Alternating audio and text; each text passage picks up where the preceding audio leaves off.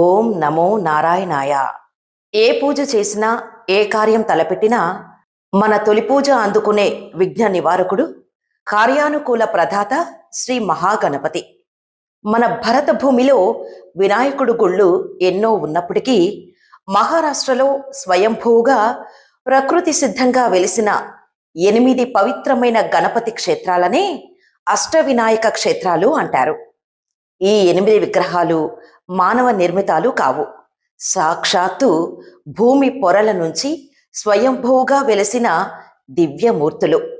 శాస్త్రాల ప్రకారం జీవితంలో ఒక్కసారైనా ఈ అష్టవినాయక యాత్రను పూర్తి చేస్తే సమస్త విఘ్నాలు, గ్రహదోషాలు తొలగిపోయి అష్టైశ్వర్యాలు లభిస్తాయని నమ్ముతారు. అసలు ఆ 8 అష్టవినాయక క్షేత్రాలు ఏవి? అవి మహారాష్ట్రలో ఎక్కడెక్కడ ఉన్నాయో ఇప్పుడు వివరంగా తెలుసుకుందాం. ఈ అష్టవినాయక క్షేత్రాలన్నీ మహారాష్ట్రలోని పూణే, అహ్మద్నగర్, రాయ్గఢ్ జిల్లాల పరిధిలోనే ఉంటాయి. వరుసగా ఆ 8 క్షేత్రాలు ఏవంటే: 1 మయూరేశ్వర్, మోర్గావ్, పూణే. అష్టవినాయక యాత్ర ఇక్కడి నుంచే ప్రారంభమవుతుంది. ఇక్కడ స్వామివారు నెమలిపై అధిరోహించి సింధూరాసురుడు అనే రాక్షసుడిని సంహరించిన దివ్య క్షేత్రం. 2 సిద్ధి వినాయక్, సిద్ధటెక్, అహ్మద్ నగర్. భీమా నది తీరాన ఉన్న క్షేత్రం. మధుకైటభులనే రాక్షసులను సంహరించటానికి ముందు సాక్షాత్తు శ్రీ మహావిష్ణువు ఇక్కడ గణపతిని పూజించి సిద్ధిని పొందాడు. ఇక్కడ స్వామివారి తొండం కుడివైపుకు ఉంటుంది. 3 బల్లాళేశ్వర్, పాలి, రాయగఢ్.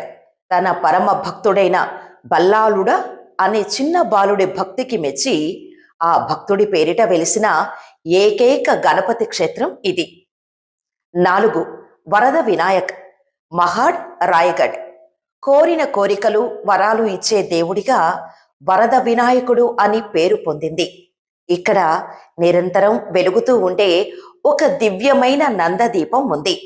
5 చింతామణి, మనసులోని చింతలను, కష్టాలను, ఆందోళనలను నయం చేసే క్షేత్రం.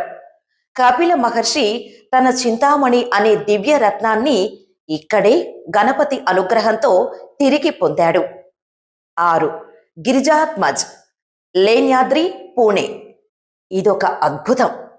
ఒక కొండపై ఉన్న గుహలలో ఈ క్షేత్రం ఉంటుంది. పార్వతీదేవి పుత్రకామేష్టి తపస్సు చేసి గణపతిని కొడుకుగా పొందిన పవిత్ర స్థలం. 7 విఘ్నేశ్వర్, ఓజర్, పూణే.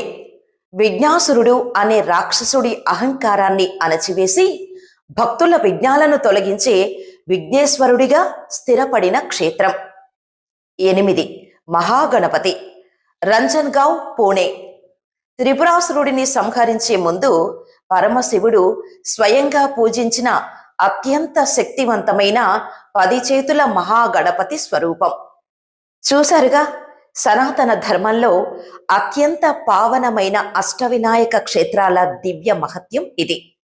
యాత్రపరంగా మోర్గావులో ప్రారంభమై మళ్ళీ మోర్గావులోనే ముగిసే ఈ అష్టవినాయక దర్శనం వల్ల జీవితంలో వచ్చే ఎలాంటి అడ్డంకులైనా మంచులా కరిగిపోతాయని భక్తుల విశ్వాసం. మరి ఈ 8 దివ్య క్షేత్రాలలో మీరు ఇప్పటి వరకు ఏ ఏ వినాయక ఆలయాలను దర్శించుకున్నారో కామెంట్లో తెలియచేయండి. వక్రతుండ మహాకాయ, సూర్యకోటి సమప్రభ, నిర్విఘ్నం కురుమే దేవా, సర్వకార్యేషు సర్వదా.